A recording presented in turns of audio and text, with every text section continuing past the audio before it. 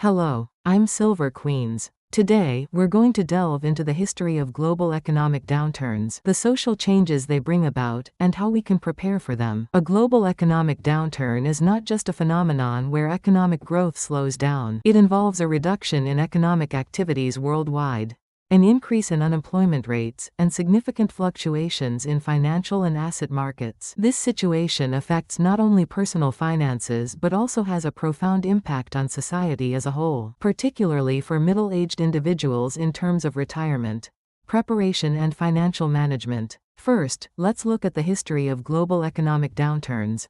There have been several instances, each with different causes and characteristics. The major global downturns in 1975, 1982, 1991, 2009, and 2020 were closely linked to economic, political, and social factors. The 1975 downturn was primarily caused by the Arab oil embargo, which led to a sharp increase in oil prices. This resulted in inflation worldwide, slowing down economic growth. Consequently, unemployment rates rose, and living costs skyrocketed, leading to social unrest. Middle-class households were particularly affected, leading to reduced consumption and increased savings. The 1982 downturn was triggered by another oil crisis, U.S. interest rate hikes, and the Latin American debt crisis. During this period, Latin American countries faced severe economic difficulties, with nations like Brazil and Mexico unable to repay their foreign debts, leading to their isolation from international financial markets.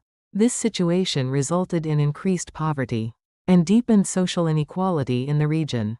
The 1991 global downturn was caused by a combination of the Gulf War, the collapse of the Soviet Union, and a U.S. credit crisis.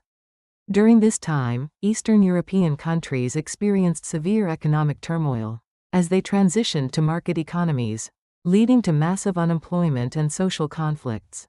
For example, in Russia, GDP plummeted in the early 1990s, pushing many people below the poverty line. The 2009 global financial crisis was one of the most impactful events in modern economic history. Triggered by the collapse of the U.S. housing market and the bankruptcy of Lehman Brothers, this crisis shook the global financial system, causing widespread unemployment and corporate bankruptcies. In the U.S., unemployment rates exceeded 10%, and in countries like Spain, youth unemployment reached as high as 40%. Middle-aged individuals were particularly affected, with many losing retirement funds or struggling to repay mortgages. The most recent example is the economic shock caused by the COVID-19 pandemic in 2020. Global lockdowns and social distancing measures led to a sharp slowdown in economic activities. Industries like tourism and aviation were severely impacted, with many people losing their jobs. In Spain, unemployment rates surpassed 16%. Affecting low-income and middle-aged individuals significantly. This period saw an acceleration of remote work and digital transformation, leading to significant changes in the labor market. Global economic downturns do not just affect economic indicators. They bring about various changes across society. Firstly, downturns worsen household finances by increasing unemployment and reducing income, leading to decreased consumption and increased savings, which can slow down economic recovery. Secondly, downturns exacerbate social inequality. For instance, low-income households are more severely affected than high-income ones, leading to increased poverty rates. According to a study, during the 2009 financial crisis, poverty rates in the U.S. rose to about 15%, primarily because low-income households lost jobs or saw their incomes decrease. Thirdly, downturns affect family structures and social relationships. For example, job losses or income reductions can increase stress within households, potentially leading to higher divorce rates. A study found that divorce rates in the U.S. increased by about 5% after the 2009 financial crisis. Additionally, there is increased reliance and conflict among family members. Fourthly, downturns limit access to basic services, like healthcare and education. For example, recent economic crises in Nigeria have significantly reduced access to medical services and educational opportunities. This can limit individuals' quality of life and social mobility in the long term. So, what about the current situation? As of early 2025, Experts have varying opinions on whether the current economic situation constitutes a downturn. Some economists view it as a pre-recessionary, stagnation phase, supported by several key indicators. Firstly, the Global Manufacturing Purchasing Managers Index PMI has fallen below 50, indicating a contraction in manufacturing activities, which has historically been a precursor to downturns. Secondly, the U.S. Treasury yield curve, which had been inverted for a long time, has recently started to normalize. This is a highly reliable indicator of impending economic recession. Thirdly, U.S. unemployment rates have been rising over the past few years. Since the summer of 2023, unemployment has increased from about 3.5% to 4.3%, a pattern similar to those seen before past recessions. Fourthly, the Federal Reserve has begun lowering interest rates, a move typically interpreted as a response to economic slowdown or recession. However, despite these indicators, some experts argue that the current situation does not yet constitute a full-blown downturn.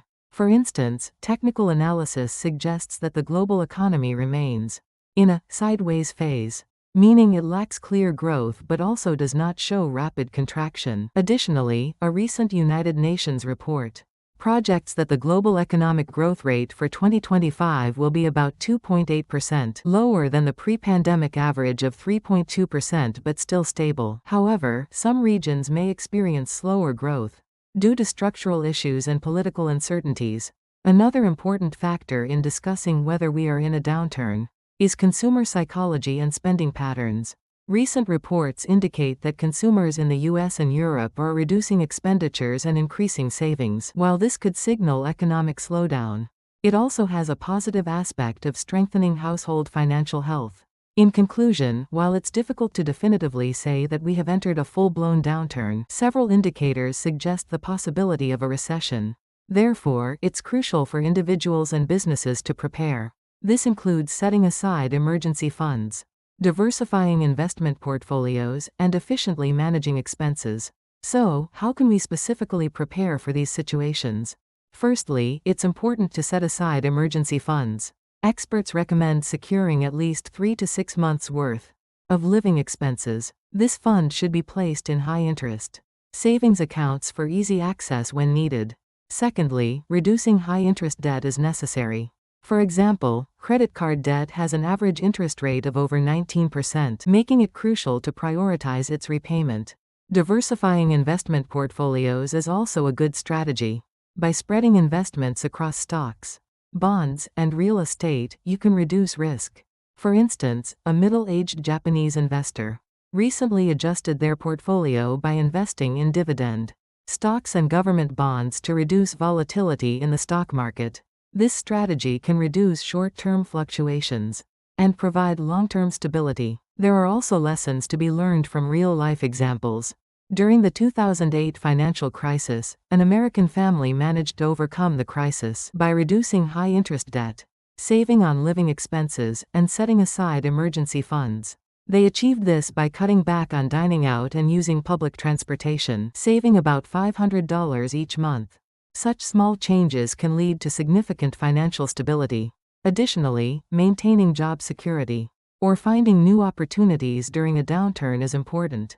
Recent surveys indicate that while many companies undergo restructuring to cut costs during economic downturns, there is an increased demand for jobs related to new technologies or digital transformation. Therefore, enhancing one's career and expanding professional networks is crucial. In conclusion, global economic downturns occur due to complex factors and have diverse impacts on individuals and society. However, with proper preparation and strategies, we can overcome these challenges. That's all from Silver Queens for now.